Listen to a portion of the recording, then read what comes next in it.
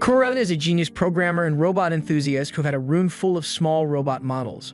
One night, on his way back from work, he is hit by a car and dies. In another world, a carriage carrying an old man named Lori, his daughter Celestina, and her son Ernesti is attacked by demon beasts. While Lori and Celestina defeated the smaller ones, a larger beast threatened to devour Ernesti. Matthias, Ernesti's father, rescues them with his silhouette knight. It's revealed that Ernesti is the reincarnation of Kurata. Seeing the knight awakened Kurata's passion for robots, and he vowed to become a silhouette knight pilot. Ernesti worked tirelessly to achieve his dream, using his programming knowledge to master magic quickly. One day, he encounters Arkid and Adeltrude, who are trying to escape from their home. Adeltrude falls from the roof, but Ernesti uses his magic to save her. The siblings are amazed by his abilities and ask him to teach them magic, which he happily agrees to. The trio then enters the Academy for Night Runners together, where they made a dwarf friend named Batson, who wanted to become a mechanic for silhouette knights and knightsmith.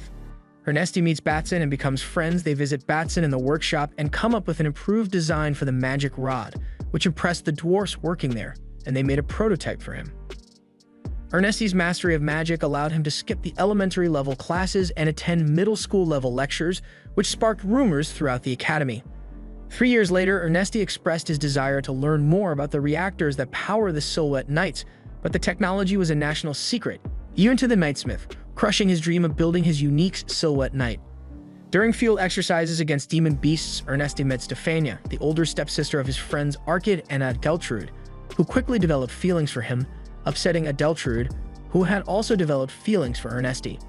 Meanwhile, Ernesti meets Edgar, a senior who pilots a customized silhouette knight and shows him the inside of the knight, but Ernesti quickly realizes that he's too small to pilot it as they are designed for adults. Later at night, when an alarm is sounded, the seniors jump into their silhouette knights while the young students start evacuating the area. Apparently, a group of demon beasts is heading their way. Ernesti sees that his friends Arkid and Adeltrude are worried about their sister, who's staying behind to fend off the demon beasts. So instead of evacuating with the other juniors, the three of them head out to help Stefania, and the other seniors fend off the attack. Ernesti realizes that something is wrong as there are too many demon beasts rampaging through the area. Nearby, a checkpoint is suddenly attacked by a division-class demon beast named Behemoth. While sending word ahead to their superior, the soldiers stationed there get into their silhouette knights and give up their lives trying to stall the Behemoth. Unfortunately, their attacks have no effect on the massive monster. Thanks to the intervention of Ernesti, Arkid, and Adeltrude, the damage done by the rampaging demon beasts in the forest is kept to a minimum. While they are celebrating their success, Ernesti is worried that the beasts might have been riled up like this because they were fleeing from something bigger and stronger. Upon learning that the Behemoth is heading towards the forest where students are conducting exercises, the knights quickly rush to ensure their safety. The seniors piloted their silhouette knights to buy time, while others evacuated the area. However, one senior is unfortunately killed by the Behemoth, causing panic among the remaining knights. Dietrich, one of the seniors, flees from the scene in his silhouette knight, leaving his comrades behind. Ernesti, witnessing Dietrich's cowardice, pursued him and discovered that he was in a state of shock. Ernesti takes control of Dietrich's silhouette knight by modifying its settings with his magical staves. With his piloting abilities, Ernesti engages in combat with the Behemoth and manages to injure it, but is unable to inflict significant damage. Eventually, the silhouette knight forces arrive with heavy weapons designed to defeat the Behemoth. As the battle continued, Ernesti noticed that the silhouette knight he was piloting was breaking apart. In a quick decision, he exited the robot and allowed Dietrich to pilot it. Ernesti then used his magical abilities to cast a massive air-based spell, combined with lightning from a sword stuck in the Behemoth's eye, which ultimately killed the beast. The king is impressed with Ernesti's bravery and requests to meet him in person after hearing of his heroic actions. Ernesti and his grandfather are summoned to the palace where they meet King Ambrosius. The king wishes to reward Ernesti for slaying Behemoth and asks him what he would like. Ernesti requests the knowledge on how to create reactors, which surprises the king's advisors. Ernesti explains that he wants to build his own silhouette knight from scratch, and for that, he needs to create his own power supply. Despite the advisor's protests, the king promises to give Ernesti the knowledge he seeks, but only if he can show evidence of putting it to good use by creating a silhouette knight that impresses him. Ernesti heads to the knightsmith workshop at the academy where he meets David, in charge of development and maintenance of silhouette knights. David is initially reluctant to change the design of the robots they have, but Ernesti manages to convince him to add 2 additional arms to the back of the silhouette knights. These arms hold the magic rods, allowing the knights to use magic and other weapons simultaneously. Ernesti also develops a lightweight design called the Silhouette Gear for night runners in training, which doesn't require a reactor to function.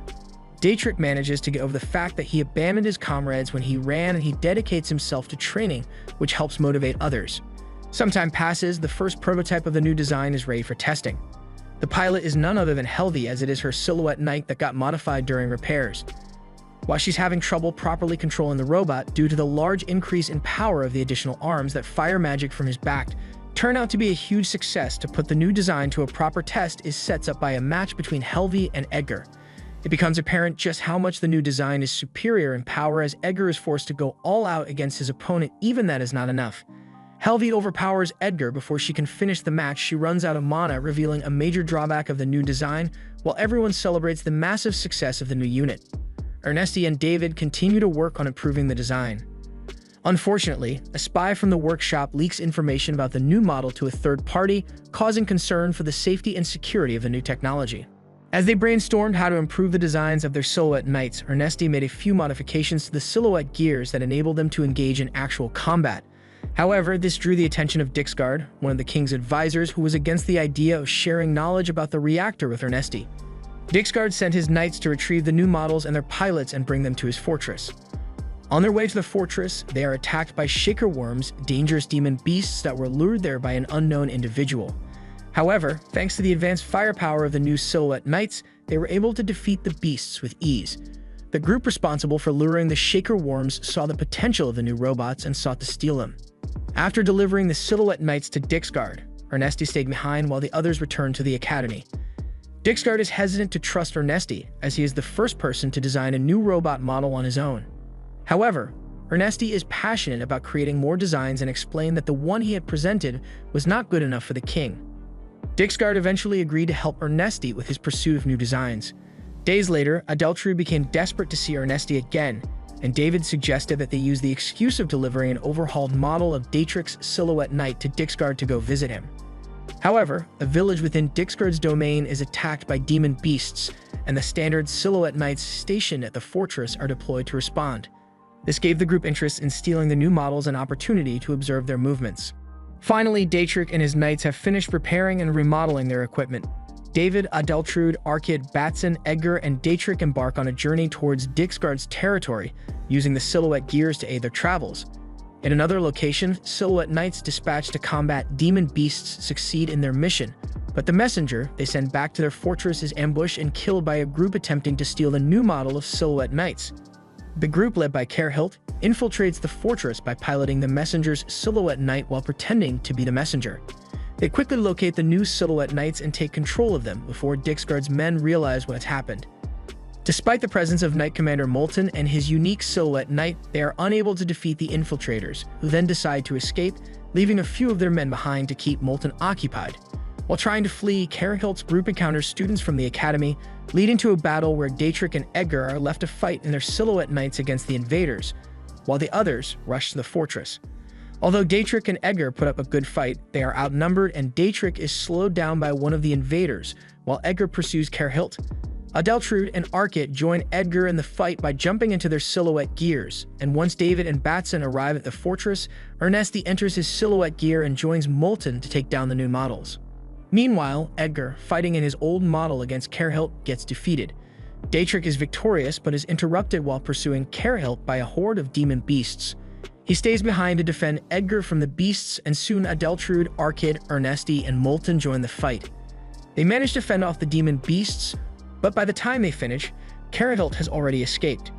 Investigation reveals that the demon beasts were used by those who stole the new models, and they were most likely from another kingdom.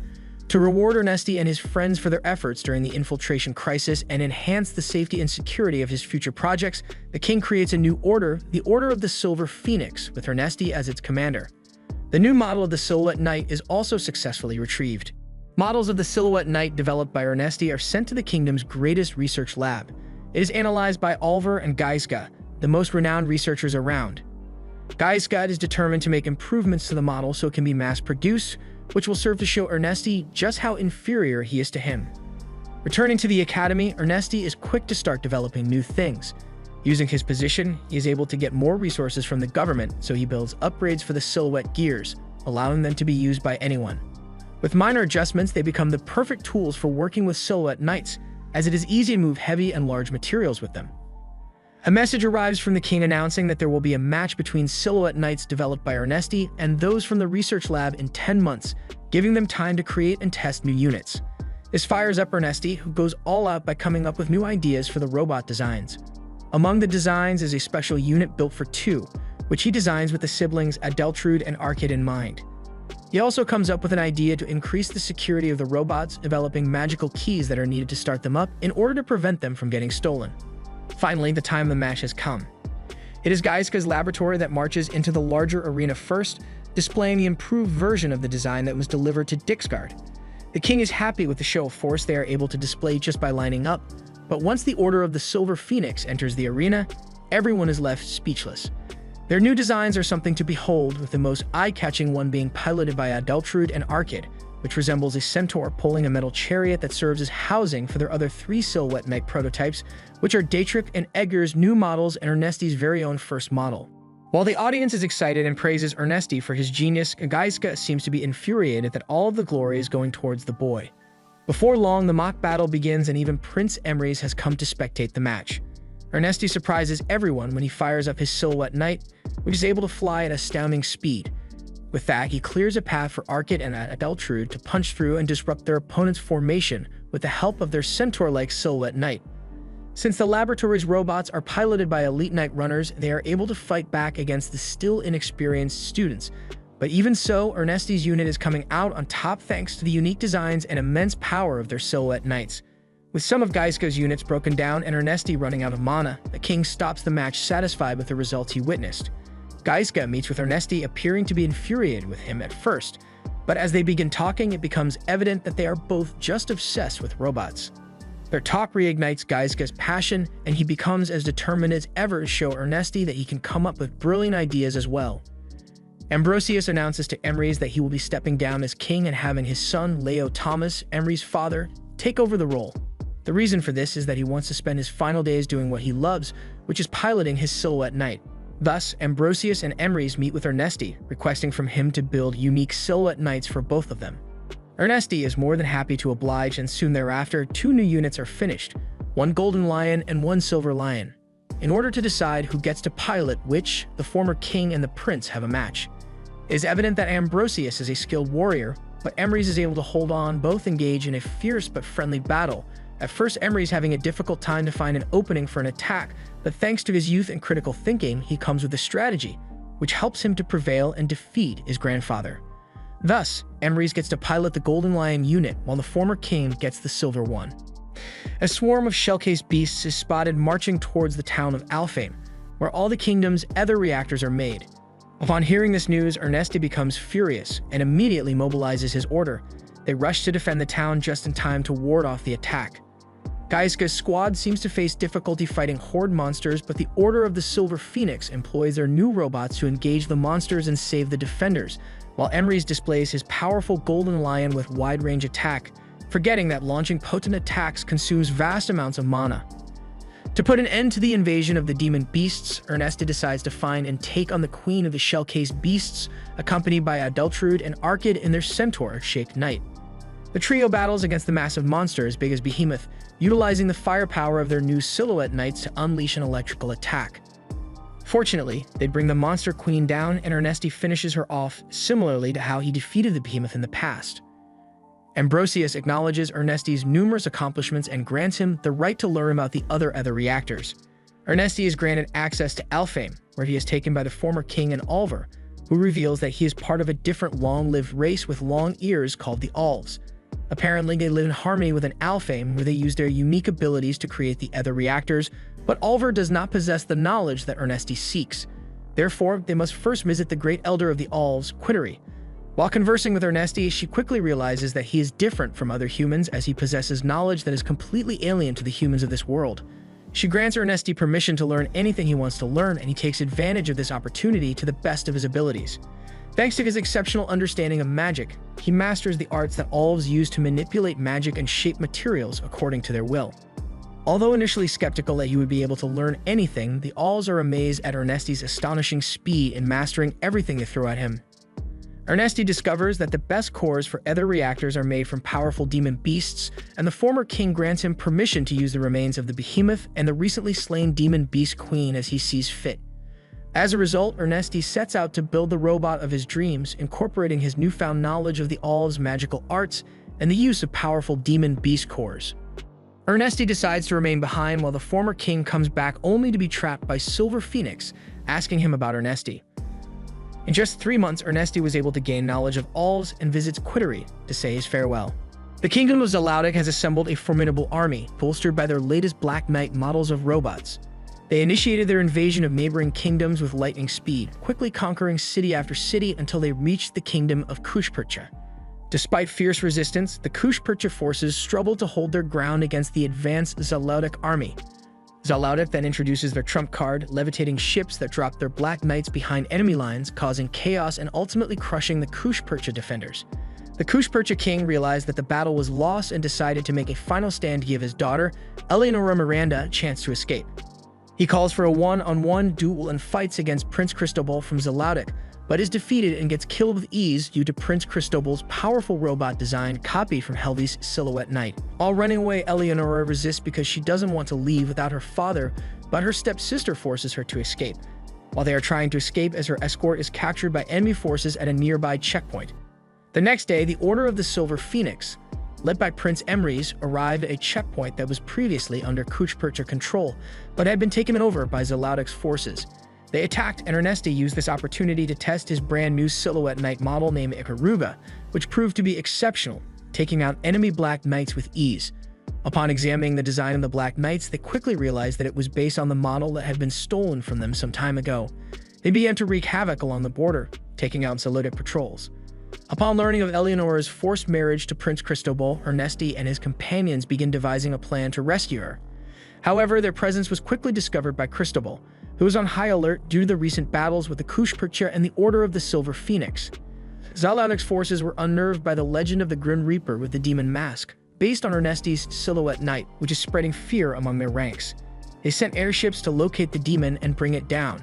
However, upon finding their target, it turned out to be Datrix's unit. Gustavo, the commander of the airship, confidently dropped his units down into battle. Datrix is surprised to see his knight covered with so many swords, but thanks to Ernesti's upgrades in his knight. After a fierce battle, Gustavo loses his confidence as he is unable to defeat Datrix in combat. In the end, Gustavo's forces were forced into a hasty retreat as they began to lose the battle. Emrys seeks the assistance of Ernesti to save the princess and her aides, who are related to the prince, as a tribute to the close relationship between the Kushpercha and the royal family. They plan to infiltrate the captured city in disguise, using silhouette gears to sneak into the palace. However, the princess is initially reluctant to leave, feeling hopeless and alone. Arkid convinces her to accompany him by offering to become her personal knight and support her unconditionally. Emrys and Ernesti successfully rescue Martina and Isadola without any trouble, allowing them to leave the city undetected. After realizing what happened, Zalaudic's General Dorotio gives pursuit with a flying ship. With the help of Kojal Horacio, the genius engineer behind the airship design, they are able to figure out where the princess is fleeing towards and catch up with Ernesti's unit. When Ernesti sees the flying ship, he gets so excited by its design that he immediately flies up with his Silhouette Knight to get a closer look. This shocks Kojal and the Dorotio troops on board, as they have never seen a flying robot before. Unable to fight back against Ernesti's Silhouette Knight, Dorotio gives the order to retreat immediately. Upon returning, Dorotio is reprimanded for his failure, while Kojal begins working on countermeasures against the flying robot he saw in Ernesti's unit. They arrive at a Kushpercha relay station that is still free, and with the help of Ernesti's genius ideas, they upgrade the robots using scraps salvaged from the Black Knight units they defeated. As a result of these upgrades, they are able to turn the tide of the war and start winning ground battles against Zalaudic's forces. Eleanor is troubled by the weight of the responsibility she will have to take on as she returns as queen to liberate her land, but Arkid is there for her, encouraging her and giving her confidence that she can do it. Not only that, but he also prevents an assassination attempt against her orchestrated by Carhilt and her group. This time, Carhilt's plans go south as the men she sent to steal new Silhouette Knights are unable to activate them thanks to Ernesti's magical start keys. Edgar ends up facing Carhilt in battle, using his state-of-the-art robot to secure victory. Upon learning the location of the princess, Cristobal mobilizes his troops and sends them towards the relay station. The massive army quickly destroys all opposition along the way, luring them into a false sense of security. It is then revealed that Ernesti and his team spring a trap on them, using brand new weapons to fight against flying ships. They start shooting down the ships from the air, and Cristobal's ground troops have similar success as they are destroyed by the trap they walked into. He is stunned to see the weapon able to reach the aircraft altitude. Ernesti wreaks havoc and spreads fear among Cristobal's men, forcing him to sound the retreat, but Kojal notices something and asks the airship pilot to stay behind Cristobal's ship. However, Ernesti has no intention of allowing Cristobal to flee, so he catches up with the fleeing ship and threatens to shut it down. Cristobal pilots his own robot, and they have a duel on top of the flying ship. As expected, Cristobal is no match for Ernesti's powerful silhouette knight. Trying to negotiate his way out, Cristobal quickly realizes he has nothing to offer Ernesti, and refusing to let him have his robot, he ends up destroying the flying ship he is standing on, together with himself. Witnessing this, the remains of Cristobal's troops rout and flee from the battle, returning with news of his death. Kojal proposes to his sister that he will develop a weapon capable of destroying the Grim Reaper that took their prince's life. Encouraged by their victory over the kingdom of Zalaudic, Eleanor takes up the mantle of the queen, promising to lead her troops into battle and liberate all occupied lands. Meanwhile, Ernesti salvages the remains of the flying ships, figuring out how they work. Eleanor's liberation campaign proceeds smoothly, and they are able to take back town after town, until one day they face a brand new flying machine, a giant weapon modeled after a dragon and ancient demon beast named the Weaver. Doroteo is given the honor of being its captain, and by showing off the power of the Weaver, he vows to avenge the fallen Prince Cristobal. The Weaver's devastating main weapons set the entire city on fire, and the worst part is that only Ernesti is able to fight against it as it flies and uses countermeasures against ground weapons fire. Elsewhere, Kojal laughs, saying that Ernesti is no match for his creation Weaver. Gustavo is getting his rematch against Dietrich and a new, improved robot. However, Dietrich is not an easy opponent, especially with Gustavo pushing his new ether reactor beyond its limits. The new robot shuts down just in time as Dietrich was about to run out of mana. In the sky, Ernesti is slowly but surely getting the upper hand, but at that moment, Doroteo deploys a new weapon by using a special smokescreen created by Kojal Horacio. Ernesti's silhouette knight, Ikaruga, gets its jets clog up and can no longer maintain flight, forcing him down to the ground. This allows Doroteo to unleash all of the Weaver's firepower on him, but Ernesti is able to repel its attacks with an equally powerful attack, just long enough for Weaver's mana to run below safe levels with a retreat signal from Gustavo. Doroteo's forces withdraw, but the battle is not a victory for either side. Ernesti realizes just how close he was to getting defeated in this battle, so he starts coming up with ways to fight the Weaver. Meanwhile, Kojal installs a new and vastly superior ether reactor into the Weaver. Apparently, it is so powerful that it is dangerous to use, but he still wants to give it a try. While trying to come up with a strategy to fight against Zalaudic forces, now that they have the Weaver, Eleonora suggests launching an all-out attack against their captured capital. It will be the last thing they will expect, and if they succeed, it will be a devastating blow against the invading forces. Everyone agrees with their plan, and they formulate a strategy on how to retake the city. After giving a speech to motivate the troops, Eleonora joins them in their massive war. After making quick progress towards the city, they clash against Zalaudic's Black Knights. While the ground battle is outside of the city walls, Ernesti leads a small squad of Silhouette Gears into the city to lower the drawbridges and open the gates for the Silhouette Knights. Before long, the Weaver joins the fight with more flying ships on board. Kojal is surprised to see that Ernesti has copied his flying ship design and made a flying ship of his own, which now makes his first appearance. As the war continues, countermeasures are in place for Weaver's smokescreen. Ernesti is more than ready for his rematch to lure the Weaver away from the ground troops. Ernesti lures Doroteo to come after him all the way above the clouds. There starts his assault on the Weaver, which proves to be very effective as it forces Doroteo to quickly resort to the new danger of a reactor by activating it. A barrier of pure mana is created around the Weaver, rendering all ranged weapons entirely useless against it. Meanwhile, the ground battle is proceeding well, with the Silhouette Gears successfully opening the way for the ground troops to enter the city. Ernesti puts his robot into overdrive, punching through the powerful barrier. He is determined to put an end to Kojal's creations, as he does not want this world to use weapons in the same way as his previous world. Instead, he wants the future of this world to be entirely based around robots. Thanks to his unwavering determination, he pushes his robot like never before, which proves to be enough to break through Weaver's defenses. Realizing that the Weaver is going down, Kojal quickly abandons the ship, while Doroteo swears that he will at least take the queen down with him. To do so, he directs the Weaver away from Ernesti and towards Eleonora's camp. Ernesti is doing all he can to prevent the Weaver from reaching the queen, slowing down its progress with all the might his robot can produce on board Ernesti's flying ship. Arkid realizes what is going on, so he directs David and Batson to bring the ship after the Weaver. Catching up with the Weaver, Arkid pilots his robot and charges at Weaver's control center, where Dorotio is piloting it from. He's able to land a devastating blow onto it, causing it to go up in flames together with Dorotio. Thus, the victory is secured, and the capital of Krushpercha is liberated from Zalaudek and occupation. After Eleonora's official coronation, Ernesti and his unit prepare to return home. Before they leave, Eleonora comes to visit Arkid, whom she has developed strong feelings for, and confesses her feelings to him.